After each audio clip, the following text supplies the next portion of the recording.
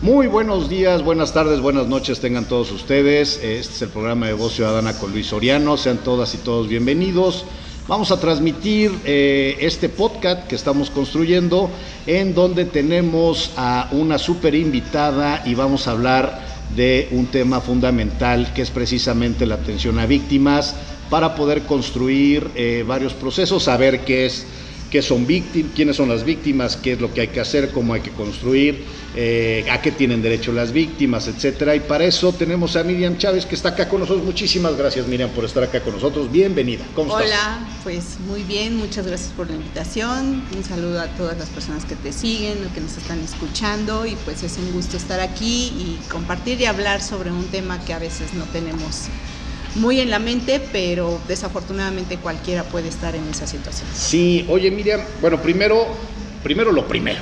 A ver, platícanos quién es Miriam Chávez, de dónde viene, qué ha hecho, por qué vamos a hablar de este tema contigo y no con alguien más. ¿Quién es Miriam? Bueno, Miriam Chávez es mujer mexicana, abogada de profesión, y creo que he podido ejercer esta noble carrera durante mucho tiempo. Soy egresada de la Universidad Nacional Autónoma de México y me encuentro aquí ahorita en Puebla.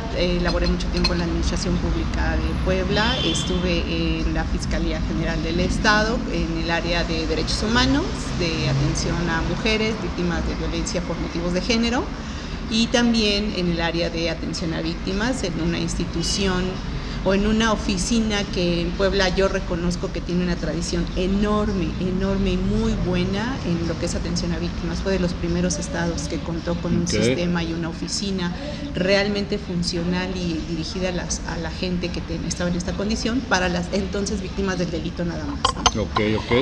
Posterior, esta unidad que existía en la Fiscalía se convierte en la Comisión de Víctimas, donde me hacen a mí el encargo de crearla de cero, así como salió el proyecto de la ley, se promulgó, pues aplicar lo que decía la ley, ¿no? Para crear este organismo de atención a las personas que tienen esta condición o calidad de víctima de delito de derechos humanos, de violación a derechos humanos. Y pues bueno, es lo que estuve haciendo recientemente. Sí. Oye, Miriam, yo creo que es importante empezar como con las preguntas muy concretas. ¿Qué es una víctima? ¿Quién es una víctima? ¿O en qué momento se vuelve víctima? Pues bueno, víctima, y desde este enfoque legal, que al final es lo que nos va a permitir acceder realmente a estos derechos que establece desde la Constitución, y ahorita ya en un marco integral en cuanto a la legislación de derechos humanos, la internacional, porque ya en México así tiene que verse. Sí. Víctima lo define nuestra ley interna, pero también tenemos un parteaguas muy importante. Fue desde 1985, en donde las Naciones Unidas hacen una declaración de los principios fundamentales de los derechos de las víctimas del delito, y en aquel entonces la mencionaron a las víctimas por abuso de poder. Ahí es donde se hace la primera mención de qué es una víctima, qué personas son las que tienen esta condición, y pues a grandes rasgos es una persona que sufre en su persona, en sus bienes, en sus derechos, que sufre una afectación física, económica, psicológica, en todos los ámbitos que componen a una persona, porque a una víctima hay que verla en esa integralidad. O sea, una víctima no solamente es sujeto de derecho, porque una víctima es un ser humano que se compone de muchos ámbitos. Entonces cualquier afectación que pueda sufrir es considerada víctima, y hace una gran división de delito y en ese entonces por abuso de poder, que actualmente lo identificamos ya en la legislación mexicana, y muchos así lo conocen como violaciones a derechos humanos. Que era la siguiente pregunta. A ver, ¿existen víctimas, así como lo establece la norma y como lo manejan ahí, víctimas de delito y víctimas de derechos humanos? Víctimas de delito es aquellos que traen el tema de que lo robaron, lo lastimaron, lo violentaron, lo secuestraron, o sea, temas, todo lo que tenga que ver con algún delito se le considera víctima. Pero ¿cuáles son las víctimas de derechos humanos? O sea, como para entender a qué se refiere la gente. Bueno, La víctima de delito, como bien mencionas, es aquella persona que sufre esta afectación en cualquiera de los ámbitos que la integran por un delito. Y ojo aquí, los delitos no solamente se encuentran legalmente establecidos en el Código Penal. Hay muchas leyes que contienen en su redacción delitos, ¿no? O sea, estas descripciones, leyes administrativas, ¿no? Como la ley forestal, la ley de derechos de autor. O sea, hay muchas leyes en este ámbito. Las leyes fiscales también tienen quienes cometen delitos. Tenemos muchas también de estas leyes que ya son como especializadas, como la de desaparición, la de trata de personas. O sea, hay muchos, entonces no nos limitemos solo a lo que existe en el Código Penal. Hay muchas otras en donde la ley, por nuestro sistema mexicano, es la descripción de una conducta que se considera como delito, o sea, afecta a la persona y se sanciona con una pena corporal, pena económica del catálogo que tenemos. Y esa le puede cometer cualquier persona, puede ser una autoridad o puede ser un particular. El delito lo puede cometer cualquiera. Sí. ¿No? ¿En su calidad de autoridad o en su calidad de particular? Exactamente, ¿no? Y sabemos que a veces los delitos que se cometen por parte de autoridades tienen una sanción mayor por tener esta condición. Pero el delito cualquiera lo comete, ¿no? Entonces, para poder identificar a la víctima de delito, lo único que necesitamos es verificar que esto se encuentre dentro del catálogo, no del Código Penal nada más, sino de cualquier otra ley que lo clasifique como delito. Ok. Entonces podemos identificar que es la ley que lo califique como delito y quien lo realiza, pues lo que describe la ley, ¿no? Es particular o servidor público. Y las víctimas de violaciones a derechos humanos, ellas solamente pueden sufrir estas afectaciones cuando las desarrolla un servidor público. Que en este punto, en su actuar, está violentando o está afectando estos derechos humanos de las personas, o sea, estos derechos humanos que tenemos nosotros consagrados. Y de ahí ya nos vamos a toda la gama de derechos que están protegidos y considerados como derechos humanos por la ley. Oye, aquí, artículo primero. ¿Cómo puedo yo identificar,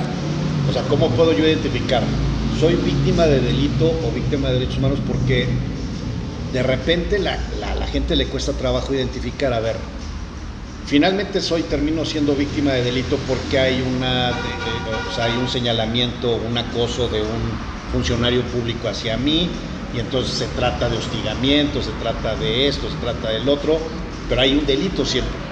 ¿Por qué? O sea, ¿cómo yo sé que es de derechos humanos y no de delito? A ver, aquí hay que ser muy claros. Una no excluye a la otra.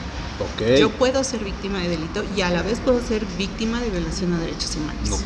Hablando de servidor público, si el delito, si esta actividad que desarrolla se encuentra descrita en el Código Penal o en una ley desde el ámbito penal, tendrá en este punto ese procedimiento, ese seguimiento y esa responsabilidad penal, pero esto no le quita que por otro lado haya realizado dentro de esa misma conducta o con conductas concurrentes una violación a mis derechos humanos. O sea, un ejemplo para identificar, a ver, esto es, o sea, eres víctima de delito por esto y eres víctima de derechos humanos por esto, ¿qué ejemplo pudiera haber? Hay muchos, los que son como muy concurrentes o muy comunes, por ejemplo, es la tortura. ¿No? En donde aparte de estar tipificado, estar considerado como un delito, pues también es una de las violaciones a tus derechos humanos fundamentales, ¿no? La desaparición de persona también. Porque la desaparición de persona, en este caso, se le comete el servidor público, aparte de afectación a la libertad o incluso a veces a la vida, que ya constituye otro delito, también lo constituye como una violación grave a tus derechos humanos, ¿no? Oye, y ahora contrario censur, ¿cuál es a lo mejor ser víctima de delito que no es víctima de derechos humanos? Pues a lo mejor, por ejemplo, un robo, ¿no? Un robo lo puede cometer un particular, ¿no? Un homicidio lo puede cometer, que son como un poquito los más comunes. Todos los delitos pueden tener esta dualidad. Generalmente se vincula ser víctima de derechos humanos cuando es atribuible a algún servidor público o desde el poder. Sí. O sea, es como la identificación. Sí, la violación de derechos humanos la comete un servidor público de cualquier nivel de gobierno, federal, estatal, municipal, y es cuando esta actividad que desarrolla o que deja de hacer, porque también los servidores públicos por tenemos la omisión, por la acción o omisión, ¿no? Exacto. está afectando mis derechos humanos. Y también hay que tener mucho en cuenta lo que establece la ley de amparo. Acuérdense que la ley de amparo tuvo una reforma en la cual establecía también que hay particulares que de alguna forma, por estos mecanismos legales, desarrolla actividades que le corresponden a la autoridad. Y en este punto también pueden ser provocar estas violaciones. Es interesante, hay por ejemplo tradicionalmente, o los derechos humanos de manera tradicional, siempre decían, o se han dicho hasta esta nueva época que está como tratando de renovar el esquema, siempre será un tema de servidor público. Cuando no es un servidor público, no se trata de poder, no se trata de derechos humanos, ¿no? O sea, era como la tesis anterior, ¿no?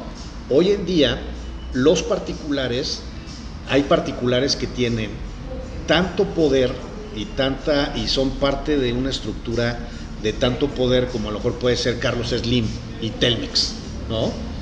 Que al manejar temas públicos como la comunicación, ya no se le puede considerar netamente privado, sino ya es un tema de violaciones de derechos humanos lo que pudiera realizar en los actos que sean públicos. Y se vuelve todo un tema ahí, ¿no? Ojo, porque aquí sí la ley de amparo nos establece que hay ciertas actividades que el mismo Estado permite que las desarrolle el particular.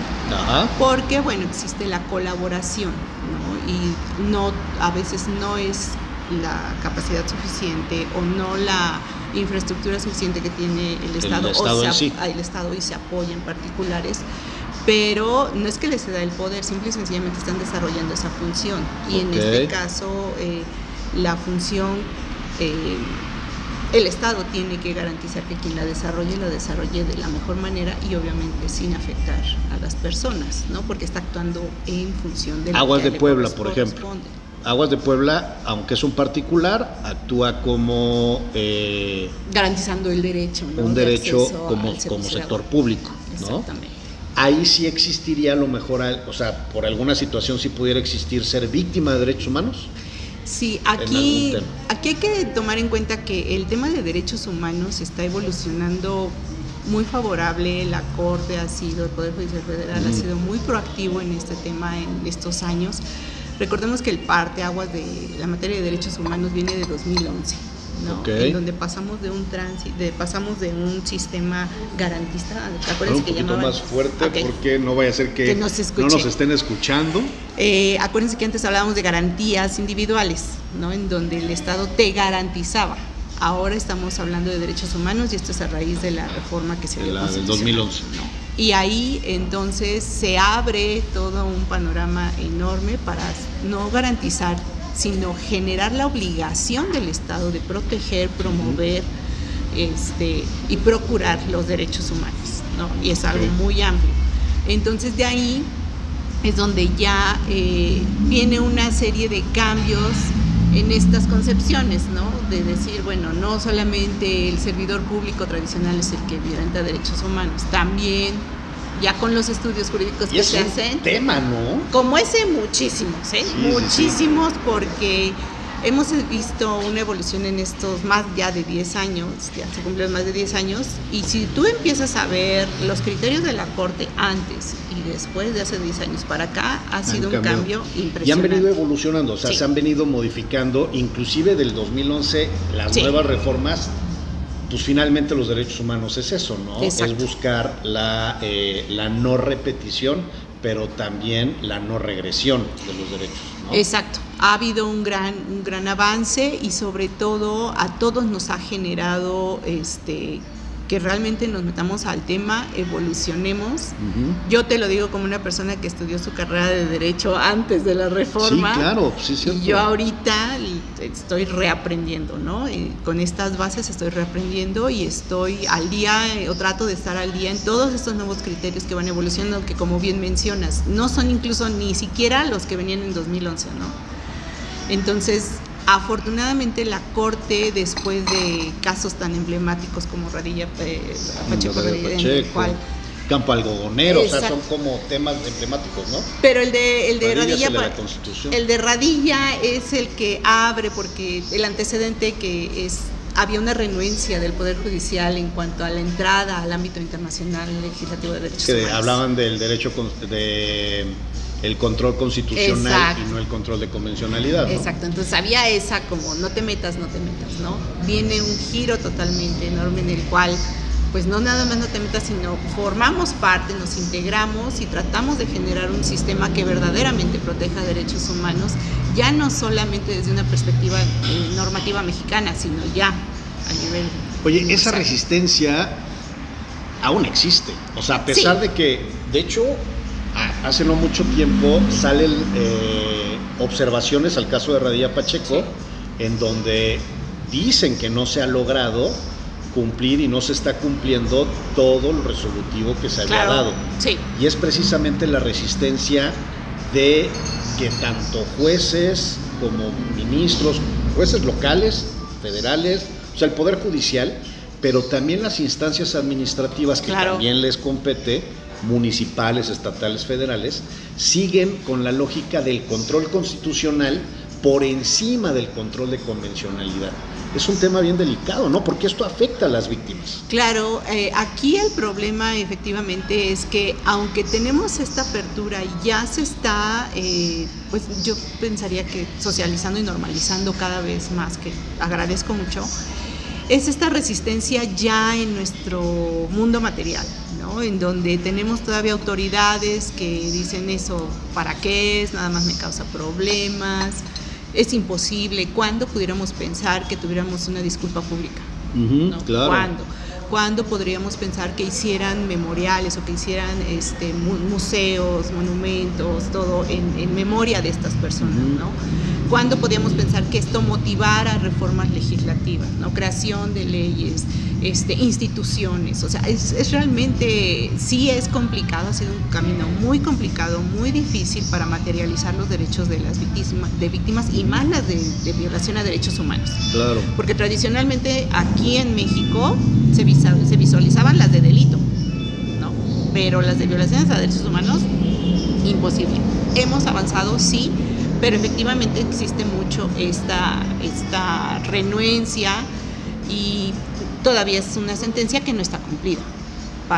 Y ¿no? falta mucho. Y todavía. como dices, aquí interviene no nada más jueces, interviene áreas administrativas o entidades administrativas como son las fiscalías, las procuradurías, y también, ¿no?, entrar mucho y darle esta fortaleza, y yo siempre lo voy a decir, a las comisiones de víctimas para que realmente puedan participar y puedan accionar en favor de los derechos de las personas, ¿no? Entonces sí es una renuncia, se ha avanzado, falta mucho, pero sí es algo que yo creo que es mucho, aparte, no nada más de dar a conocer, sino de estar insistiendo, ¿no? Okay. Porque tratar de incidir, ¿no? Las administraciones cambian y entonces a veces las personas que estaban ya no están y las nuevas pues hay que seguir con esta capacitación y sobre todo con el ejemplo, ¿no? Estar motivándolos y luchando para que se cumpla, ¿no? No es nada bonito que digan, no, pues cada reporte que haga México a la comisión digan, no, pues no hemos cumplido, ¿no? Y en este punto seguimos pendientes y como de otras sentencias.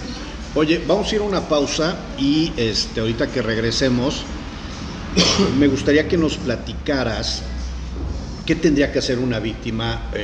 ¿Hay listados o cómo se llaman? Es registros de víctimas. Sí. Hay y eso te motiva a adquirir derechos, a tener oportunidad de varias cosas, qué es lo que hay que hacer, cómo hay que hacerlo, etcétera. ¿Te parece bien? Ahorita regresamos. Claro que sí. Gracias. Ahorita regresamos. Y regresamos a este su programa, podcast de Voz Ciudadana por los Derechos Humanos con Luis Soriano. Estamos hablando precisamente de lo que es la atención a víctimas. Hemos estado tocando varios temas y ahorita pues, lo más importante es ya la segunda, la etapa fuerte que en el programa es: me ubico como víctima, Miriam. O sea, acabo de vivir una situación que me pueda poner en situación de ser víctima. ¿Qué puedo hacer? ¿Qué debo de hacer? ¿Qué derechos tengo? ¿A dónde tengo que asistir? O sea, ¿cómo está el tema? A ver, platícame. Bueno, la ley, tanto la ley general como la ley del Estado de Puebla, está sostenida en varios puntos importantes en su procedimiento para la atención a víctimas. La Comisión Ejecutiva Estatal de Atención a Víctimas de Puebla es hay una estatal. Hay una estatal. Okay. Está la Comisión Ejecutiva de Atención a Víctimas, que es la federal, la CEAV, que tiene delegaciones en los estados. Pero ellos solamente atienden a las personas que su afectación por el delito, por violación a derechos humanos, sea del ámbito federal. Es decir, un delito federal. Lo que diga el Código Federal. Exacto. ¿Sí? O que sean por autoridades federales. Exacto. O sea, las delegaciones que hay, la Fiscalía Federal, o sea. Todos esos les corresponde a la CEAP, que es la federal. Delegación. Y hay la Oficina Central en la Ciudad de México de la CEAP y tiene delegaciones. Aquí en Puebla hay una, ¿no? Y aparte los estados, las entidades federativas tienen sus comisiones estatales. Puebla tiene su comisión estatal, la ley data de 2020 y se encuentra ahorita en funcionamiento. ¿No?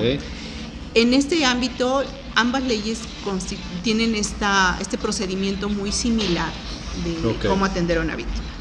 Una persona cuando sufre un delito, y lo vamos a tratar por separado porque sí son diferentes autoridades que intervienen, ¿no? Para la atención de cada uno de ellos. Sin embargo, la Comisión Estatal de Víctimas puede atender a los dos. Tanto a víctimas de derechos humanos como víctimas de delito.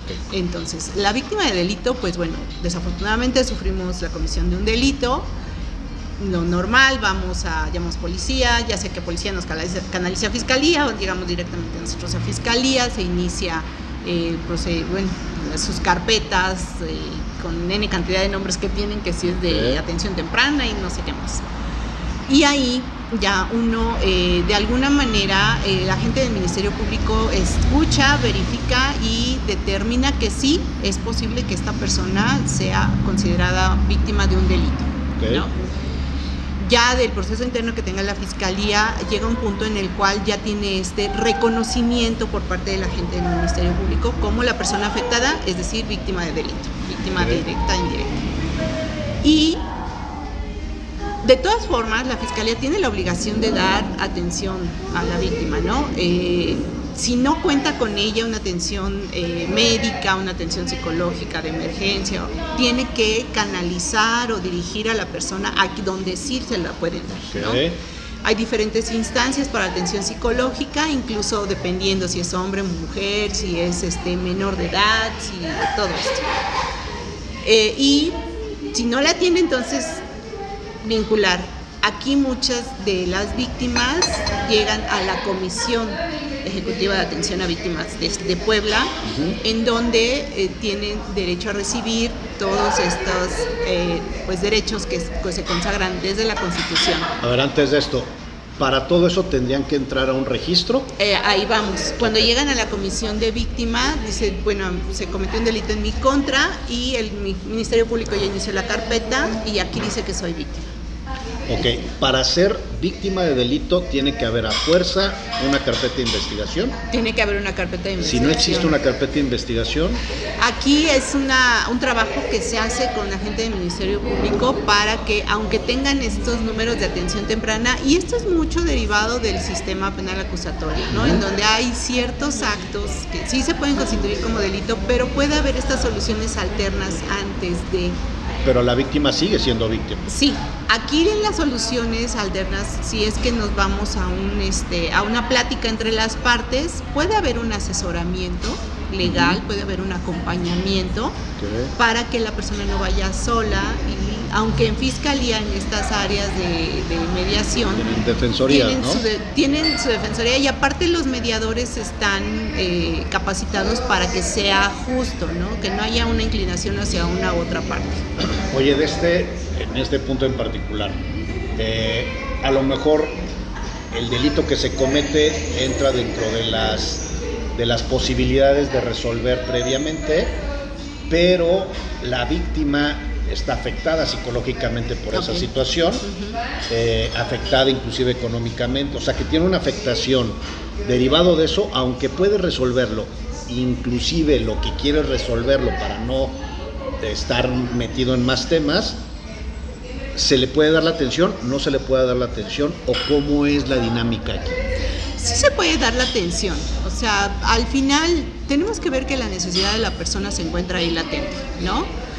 Y está afectando su vida diaria, su economía. Entonces aquí es mucho trabajar en conjunto con una serie de apoyos que pueden existir en el mismo estado, ¿no? Entonces, si yo no lo tengo incluso como fiscalía, como comisión, sí puedo realizar este trabajo de acompañamiento, de asesoramiento e incluso buscar las opciones para que la persona lo tenga. Si en un momento dado podemos lograr esto, pues ya hicimos sobre todo este acompañamiento a las personas. Yo creo que lo que más apoya es que la persona a veces no sabe a dónde ir, porque pues no es que diario esté en esta situación, ¿no? Claro. Tiene que acudir con alguien que lo guíe, lo oriente. Una asesoría, una atención psicológica se le puede dar, una orientación legal obviamente, un acompañamiento de trabajo social también, una vinculación con instancias particulares o públicas aunque también. Se resuelva el asunto, o sea, aunque ya deje de tener vida ese delito cometido. Esto se hace en el tránsito que mencionabas, ¿no? Se comete, me voy a estas instancias de mediación y de ahí en lo que se tramita y quedamos de acuerdo y demás, porque recordemos que en estas instancias de mediación se va a llegar a un acuerdo en donde quien cometió este acto va a tener que asumir la responsabilidad. Y la responsabilidad puede ser en estos ámbitos, ¿no? El psicológico, el económico, y llegar a un acuerdo. Cuando se llega a ese punto, estamos hablando de que la víctima en este tratamiento de proceso penal acusatorio, pues se encuentra ya resarcida o por lo menos cuenta con lo indispensable para poder continuar. Porque el ser víctima no es quedarte perpetuamente en ese estatus, es que puedas superar esta afectación que tuviste a tu vida y que puedas replantearla en la medida que te sea suficiente para que tu proyecto continúe, tu proyecto de vida. Ahí es, por ejemplo, son de los temas que a mí en lo personal me hacen ruido, de la limitante que tiene la famosa ley de víctimas, tanto la federal como la constitucional y lo estatal. La víctima, para salir, o sea, para transitar de ser víctima a defensor o de romper su tema de situación victimal, no se rompe con un arreglo en la fiscalía del delito cometido. Hay toda una consecuencia todavía, a lo mejor psicológica, etcétera, etcétera. El principio pro persona, que era mucho de lo que en el 2019, cuando estuvimos como platicando mucho de qué tenemos que hacer de la comisión que viene hacia adelante, yo hablaba mucho del principio pro persona. Es decir, a ver, la víctima no deja de ser víctima aunque se resuelva su situación jurídica, ¿no? Sí. Y la ley lo que establece es el tema, bueno, para la ley es víctima hasta que se resuelve su situación. Lo posterior se vuelve un tema de interpretación y es un poquito complicado. ¿O cómo es hoy en día esta situación? Yo creo que este es un tema pendiente, muy pendiente, y no nada más aquí en Puebla. No, yo hablo en todo el país. Porque tanto la ejecución, hablemos de este espacio de mediación en donde llegas a un acuerdo y resulta que te quedas con tu acuerdo en el papel y dices, pues felicidades, ¿no? Porque el que lo acordó no cumplió, ¿no? Que eso tiene consecuencias jurídicas, claro, del incumplimiento. Sí, sin embargo tú tienes todavía este tema. Hablo de una sentencia dictada, incluso en juicio oral, ya no con otro mecanismo, sino en sentencia, y que se va a ejecución, juzgados de ejecución, ¿no? Hablamos de recomendaciones emitidas por las comisiones de derechos humanos, en donde ya hay unos puntos resolutivos muy claros, unos puntos recomendatorios muy claros en los cuales te dicen qué es lo que se tiene que hacer, y eso es a cargo de la autoridad. Sí, claro. Esa es la parte que queda pendiente con las víctimas, ¿no? Para terminar incluso esta parte legal que tú mencionas, porque estamos hablando de una sentencia que es un documento legal, estamos hablando de una recomendación que es un documento legal, estamos hablando de un convenio ante estas instancias de mediación que es un documento legal, ¿no? Entonces, no nos quedemos con lo jurídico. Que jurídicamente se logra, pero hay un detalle ahí que es lo que a mi percepción muy personal menciono. A ver, en lugar de hablar de justicia tradicional, ¿por qué no empezamos a hablar de justicia transicional? Sí, ¿no? Y que está implicando nada más lo que dice la ley y el arreglo económico. Sino concepto por persona. Yo desde el inicio por eso te decía, para mí es muy importante la parte integral, el ser humano de que se encuentra compuesto. No eres un sujeto de derecho nada más. Exactamente. Eres muchas cosas, ¿no? Eso. Entonces ahí lo que se necesita es, incluso con este paraguas jurídico de los documentos que te mencionaba, continúa este tránsito, ¿no? Entonces, lo ideal es que la víctima dijera, ¿sabes qué? Sucedió esto en mi vida, me la cambió o me la modificó totalmente o parcial. Tuve todo este proceso y llegué a un punto en el cual te puedo decir, ya estoy bien y sigo adelante, ¿no? Okay. Esa parte es la que no hemos logrado, esa precisamente. Y aunque jurídicamente yo aquí lo vería como una ventaja, tenemos toda esta segunda etapa. Podemos seguir construyendo, esta segunda etapa, ¿no? Ya de recuperación. Primero es una atención. Uno estar ahí, dar herramientas, dar instrumentos, dar infraestructura, dar N cantidad de cosas. Si el tema es que existiera primero, y de ahí ¿no? vas. Que existe. Exacto.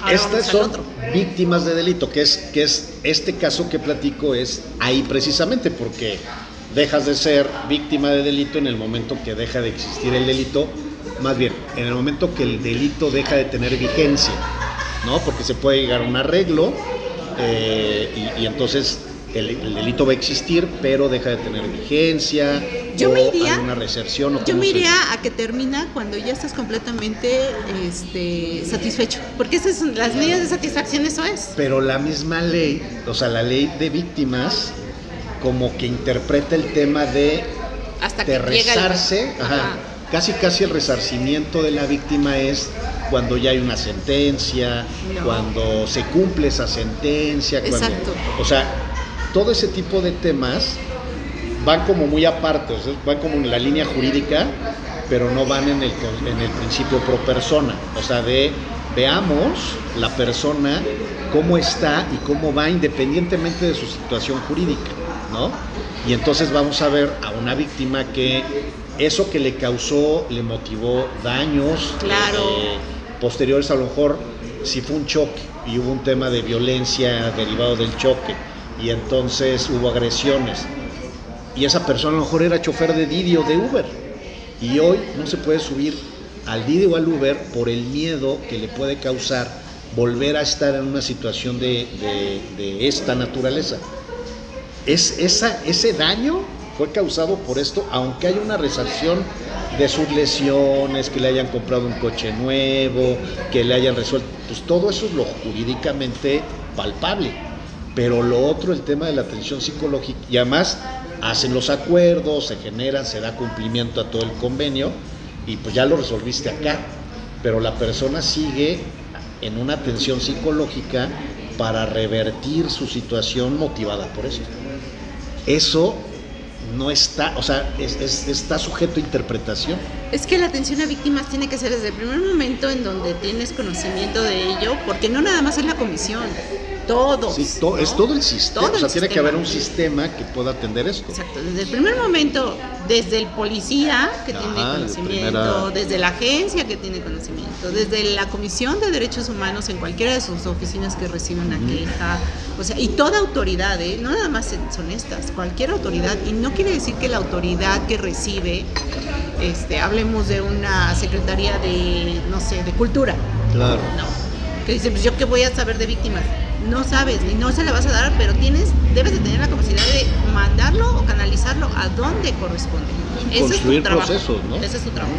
Entonces, desde ese momento hasta que ya está cumplida todo este procedimiento, tú ya recuperaste tu estabilidad, tienes tu proyecto de vida nuevo y puedes dejar atrás todo, hasta ahí es donde es la atención a víctimas. Y nos estamos quedando, yo creo que a la mitad o menos de la mitad. Sí, faltan muchos temas. Que ahí viene el tema de justicia transicional. Exacto. ¿No? Sí. Pero bueno, este es un tema, este es como el tema que está como más explorado, ¿no? Ajá. Que es el tema de atención a víctimas de delito. Sí. El que no está muy explorado y está como que muchas cosas de interpretación de violación es el de víctimas de derechos humanos, ¿no? Claro. Donde están defensores de derechos humanos, donde están periodistas, donde están buscadoras, o sea, buscadoras de personas desaparecidas, donde están defensores de víctimas, las mismas víctimas revictimizadas, claro. Y bueno, muchos más que entran en una dinámica compleja, ¿no? A ver, platícame ¿qué tendría? Primero, bueno, ya habíamos platicado en el corte anterior más o menos quién es víctima de derechos humanos, aunque es muy difícil todavía como que quede muy claro. Sí. Pero a ver, ya me dijeron que soy víctima de derechos humanos. ¿Qué hago? Ok. ¿Tengo que presentar una denuncia? ¿No tengo que presentar una denuncia? Bueno, depende del caso. ¿Cómo es el tema? Bueno, a ver, entonces nada, terminamos con otro. ¿Por qué lo del registro de víctimas? Ok, sí, claro, el registro de víctimas. Y aquí lo vamos a ver con derechos humanos. Entonces yo llego a Ministerio Público, el Ministerio Público me dice si eres víctima, no tengo yo fiscalía lo que necesito para atenderte integralmente, te mando a comisión. En comisión yo llevo mi papelito en donde dice la persona X fue una víctima directa del delito tal, por lo cual solicito que se le dé el apoyo correspondiente. Con eso llego a la comisión y la comisión de víctimas del Estado tiene que realizar un procedimiento mediante el cual hace un estudio de mi caso, víctimas de delito, hace un estudio de mi caso, la documentación necesaria, documentos generales, y se hace, si es procedente y está acreditado. Aquí ayuda mucho que la gente del Ministerio Público te determine con calidad de víctima, porque es el órgano técnico especializado en delitos, investigación de delitos, y te dice sí, efectivamente cumple con esta condición. Okay. Llegas a la comisión y ahí te inscriben en un registro, se llama Registro Estatal de Víctimas, okay, el cual, digamos que te abre este panorama y legalmente estás totalmente acreditado ante el Ministerio Público y ante las instancias estatales para recibir toda la atención. Porque y eso se hace a través de un asesor jurídico, así se llama. Lo puede hacer a través de un asesor jurídico, lo puede hacer la misma persona. No, me refiero a cómo se llama la persona que de la comisión de víctimas atiende. Se llama, sí, el asesor jurídico es tu abogado. Para que entiendan, eso. El asesor jurídico, así yo les digo, entiéndanlo, así como el acusado o el indiciado tiene a su defensor. El que le da acompañamiento. Exactamente. La víctima tiene a su abogado, que es el asesor jurídico, ¿no? Ese es el que te acompaña, te va a guiar, te va a decir qué es lo que tienes que hacer. Y este asesor jurídico puede acompañarse de un equipo de trabajo social, psicología, para que pueda, exactamente, ¿no? Para que pueda darte la atención, ¿no? Entonces tú llegas, te nombran un asesor, ya como parte de tus derechos también, te inscriben en este registro y a partir de ese momento entonces tú ya empiezas todo tu proceso también legal. El derecho que tienen las víctimas. Es lo mínimo y lo máximo. Exactamente. Bueno, el derecho a víctimas, y ya lo tenemos muy especificado en la Constitución, okay, porque acuérdense que antes la Constitución solo decía una fraccioncita que decíamos atención jurídica, psicológica y médica. Ahora ya tenemos un apartado en el cual nos dicen tienes atención jurídica, psicológica, de trabajo social, a que todos tus derechos para protección de tus datos personales, intervenir en el proceso penal, presentar todo lo que tú necesites. Y recordemos que va muy enfocado en el proceso penal porque se da en el ámbito del derecho penal. Okay.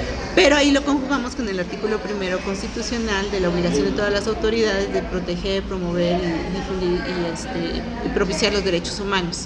Okay. Ahora vámonos con los derechos humanos. Víctima de violación a derechos humanos. Yo considero que fue violentado uno de mis derechos humanos y la instancia a la que acudo a hacer esta denuncia o queja es ante la Comisión de Derechos Humanos. Al igual, hay una federal, una Comisión Nacional de Derechos Humanos, que es del ámbito federal, y una comisión estatal, ¿no? La Comisión de Derechos Humanos del Estado de Puebla es la que recibe todas mis quejas de aquellas violaciones, de aquellos actos que yo considero que se violentaron mis derechos humanos. Ellos siguen un procedimiento de queja en el cual le dan acompañamiento a la persona para que la autoridad diga qué es lo que pasa, ¿no? La persona llega a la Comisión de Derechos Humanos, dice qué es lo que sucedió, cuál es la autoridad que está ella considerando que le está agrediendo, La Comisión de Derechos Humanos en su papel le pide un informe a esta autoridad, pero a la vez también ya se está generando esta práctica de pedir a la Comisión de Víctimas que dé un acompañamiento integral a esta persona que ha sido violentada en sus derechos humanos. Así como Fiscalía califica que es víctima de delito, la Comisión Estatal de Derechos Humanos califica que es víctima de derechos humanos. Aquí, ojo, en derechos humanos hay una cuestión técnica, una condición legal, que es el criterio que han seguido hasta donde yo tenía conocimiento. La Comisión de Derechos Humanos, tanto la nacional como la estatal, nos dicen, yo no digo que es víctima hasta que emite una recomendación, es decir, hasta el final de mi proceso. Bien. Ese es el punto. ¿Cuál es la práctica que yo considero muy buena que se ha hecho? Tal vez no te digo que eres víctima en el papel, porque mi procedimiento como Comisión de Derechos Humanos es hasta la recomendación. Pero necesitas acompañamiento. Y dentro de las facultades y obligaciones de las comisiones de derechos humanos es promover, proteger, acompañar y dar todo esto. Hay comisiones en donde cuentan con abogados, psicólogos, trabajadores la sociales. Comisión Nacional tiene un área de dirección de atención a víctimas. Exactamente, pero pues no es suficiente y entonces tiene que también echar mano de las demás autoridades, y en este caso la Comisión de Víctimas. Y ahí es donde damos todo se da todo este apoyo de jurídico, psicológico también, con esta condición. Da mucho el acompañamiento y el trabajo conjunto con la Comisión de Derechos Humanos para sacar adelante este tema, ¿no? Y en este caso, ahorita por ejemplo diste como que en el punto correcto. Mientras en una sí califican como víctima de delito, porque existe un delito, porque existe una víctima, en la otra lo que piden es darle acompañamiento a esta persona, y entonces no están calificando de que sí es cierto o no es cierto. Y eso abre todo el panorama de que el acompañamiento que le puedes dar a quien es víctima de derechos humanos pueda seguir hasta que a lo mejor se califique, o hasta que la misma víctima diga, ya, hasta acá. Es una diferencia enorme, ¿no?, entre unos y otros. Sí, ahora, ojo, muchos de las quejas ante derechos humanos implican también una carpeta de investigación. En algunos casos. Ajá, hay muchos, ¿no? Sí, son varios. ¿Y qué es lo que sucede? Pues tal vez por el mismo procedimiento de la Comisión de Derechos Humanos del Estado, tengo que esperar yo como persona afectada a que emita una recomendación. Claro. Bueno, sin embargo, esto no me quita que yo acredite mi calidad de víctima ante la Comisión de Víctimas por el delito que se cometió. Entonces, es como ir conjuntando las opciones que la ley nos da, y que sea, y las autoridades así lo deben de ver, que sea lo menos problemático para la persona acceder a lo que tiene derecho, porque luego resulta que parece que tenemos que estar ahí viendo si sí o si no procede. Okay. Y ojo, y lo digo porque nosotros tuvimos la experiencia y teníamos que sustentarnos en varias autoridades para dar esto.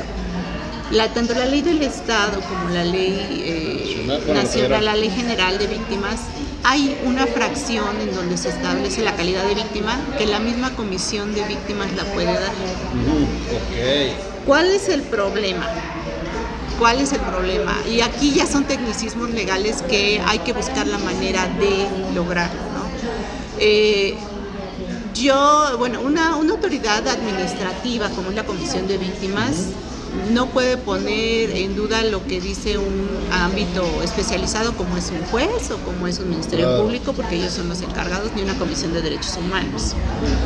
Pero sí podemos trabajar en este marco tan amplio y protector de los derechos humanos, haciendo uso de todos estos criterios que ya nos permiten verdaderamente hacer efectivos los derechos para las personas. Sí, pro persona, lo que más beneficia a la persona. Oye, ya más o menos teniendo claro cómo están las cosas, vayamos al escenario que a mí siempre me gusta, que es hablar de lo que no existe. Ok, perfecto. Oye. Perdón, nada más. Sí. Nada más. Hay que conseguir el registro de víctimas.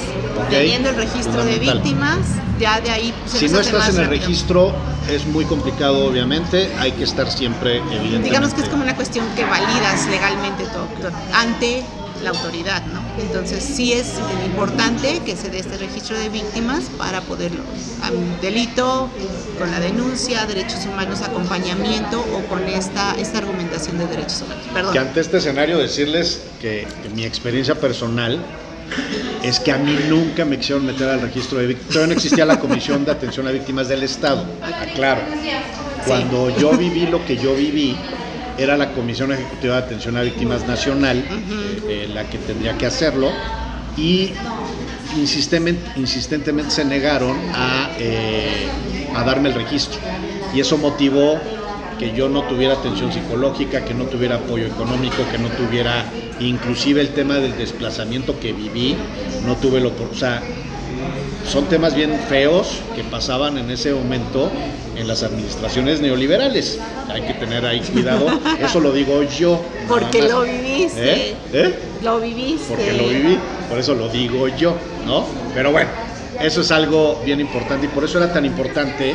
Y estaba yo hipersensibilizado en el 2019 cuando estuvimos trabajando estos temas, porque era desde mi experiencia y la experiencia de muchos compañeros y compañeras que vivían el mismo escenario en todo el país. Sí. O sea, no eran de Puebla nada más, sino pues, éramos todos los beneficiarios del mecanismo de protección, que automáticamente tendríamos que haber estado en el registro de víctimas federales, porque éramos beneficiarios del mecanismo, automáticamente tendrías que haber pasado, pero era un riesgo de dinero, era un gran riesgo. Sí. Pues ahí entraba el tema del presupuesto y entraba esto. Todo esto lo digo yo para que tú no te metas en estos asegúnes en los que yo me meto luego. No, y es que es una realidad, y yo te lo digo desde el área en donde me tocaba resolver eso. Y como bien dices, y no es justificación, es simple y sencillamente ver las cosas como estaban, que yo creo que han evolucionado, claro, porque ya se está visibilizando, ya se está haciendo como patente, como que está, a ver, esto está pendiente, ¿no? No, hay mucho, que eso es a lo que voy, a ver. Yo hablo mucho de la prevención. Okay. Prevención en el tema de búsqueda, prevención en el delito, prevención en la violación de derechos humanos, o sea, buscar prevenir todo esto. Necesitamos, y es algo muy de nosotros de Voz Ciudadana, la prevención de víctimas. O sea, buscar, prevenir y hacer todas las acciones que motiven no ser víctima, o sea, evitar esa situación.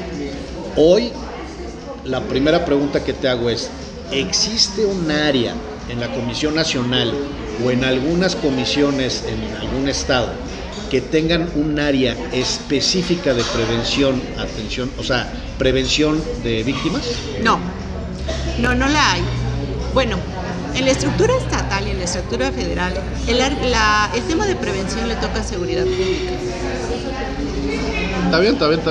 Bueno, es la lógica que ¿no? Históricamente se ha hecho. Pero a todos nos corresponde. Tú ves una ley de trata de personas y una de las estructuras de trata de personas es la prevención.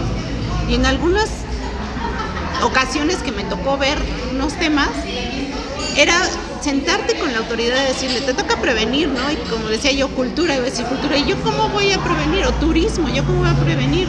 Pues turismo es un área de oportunidad impresionante para la prevención, ¿no? Entonces, no hay áreas de prevención en las comisiones de víctimas. Okay. Esa era la primera pregunta. No hay. La segunda pregunta, tú como ya eres especialista y te tocó vivir este escenario desde la construcción inclusive.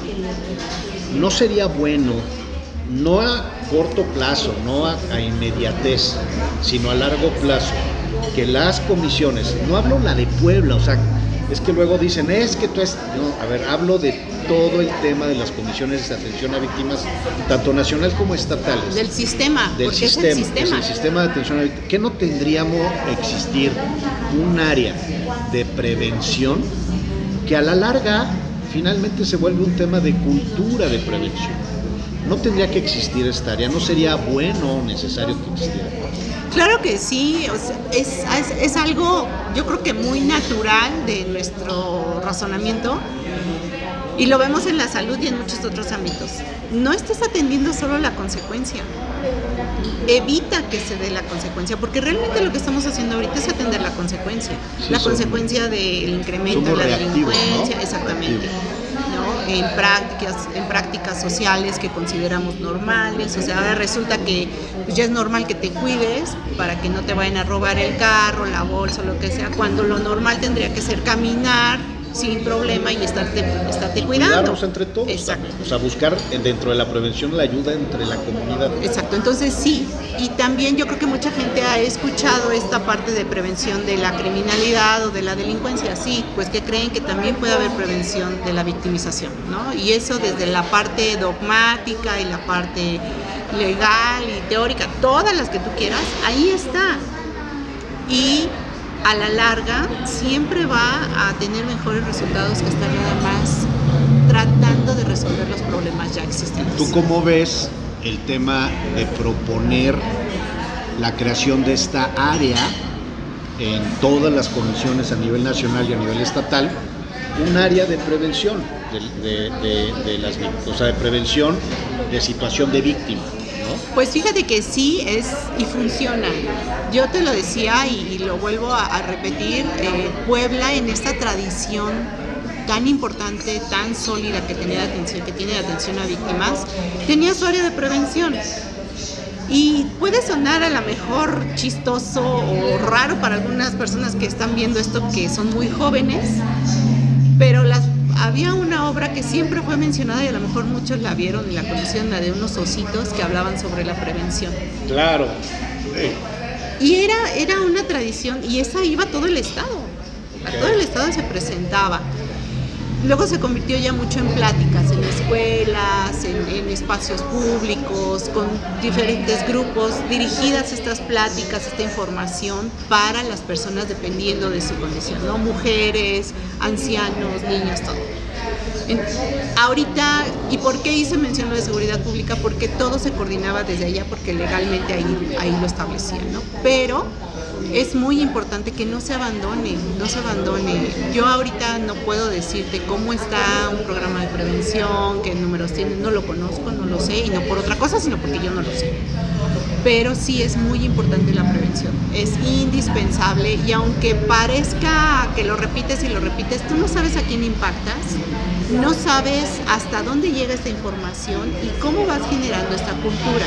Si provocas que con esto evites que quien va caminando en la calle hoy iba a tener una situación que le iban a asaltar, pero por sus medidas y acciones personales de prevención evitó que pasara esto, ya se logró. Claro, ¿no? Claro. Se logra el objetivo. Y son cuestiones tan básicas y tan elementales que aparte de las instituciones públicas, aparte de la escuela que nos da instrucción, es la educación que recibimos en casa, con nuestro círculo cercano, con nuestro vecindario, con nuestra comunidad. O sea, es un círculo que va creciendo y si todos vamos en el mismo sentido, podemos construir procesos creativos y de paz. Exacto, entonces es más fácil, es más difícil decir, bueno, voy a hacer esto, prevenir, platicar, dar a conocer, que mejor quedarme callado, pues sí es más cómodo, ¿no? Obvio. Sí, hay que hablar, ¿no? Exacto. Oye, ¿con qué te quedarías? Ya se nos fue el tiempo, entonces ¿con qué te quedarías? Hay muchos temas que podemos seguir platicando, claro, pero bueno, sí. ¿Con qué te quedarías para cerrar el programa? ¿Con qué me quedo? Que hay un gran avance. A mí me tocó vivir, ahora sí que he tenido esa oportunidad de vivir esta evolución en materia de atención a víctimas, la evolución no nada más de visualizarlas en el ámbito penal, sino también en derechos humanos, ya cuando sea más viejita, podré decir que me tocó vivir esta época. Me tocó vivir el proceso. Exacto. Que se ha avanzado, que falta mucho, que hay... Yo siempre lo visualizaba, y más cuando nos tocó crear la comisión, era pararte enfrente de un campo enorme y generar los caminos que tú quieras para construir. Hoy se van haciendo. Hoy se van haciendo, ¿no? Figuras como el asesor jurídico que nadie tomaba en cuenta, ya ahorita lo necesitan. La atención, todo el sistema, la infraestructura de atención a víctimas está creciendo. ¿Que le falta? Sí, que ha tenido errores también, incluso los propios, hay que seguir. Y lo más importante, no podemos, sobre todo desde el servicio a lo público, lo digo como ex persona funcionaria pública, nadie está exento de convertirse en una víctima de delito de violaciones a derechos humanos. Nadie, o sea, nadie me lo puede asegurar. Y colocándonos en ese lugar, siendo empáticos con las personas, es como podemos lograr avances reales y materiales para las personas, ¿no? Hay que eficientar muchas cosas, sí, para hacerlo un poco más dinámico, menos tedioso, menos administrativo. Y más armónico, que lo entienda toda la gente. Y desde el servicio público, coordinar, organizar, ¿no? Y pensar eso, está para servir a la población y hacer que verdaderamente funcione y que sus derechos los puedan ejercer. Miriam, muchísimas gracias. Te agradezco mucho aceptar la invitación. Esto fue Voz Ciudadana por los Derechos Humanos con Luis Soriano. Hoy nos tocó hablar de atención a víctimas. Muchas gracias, eso es todo. Adiós. Gracias. Y sean felices. Bye.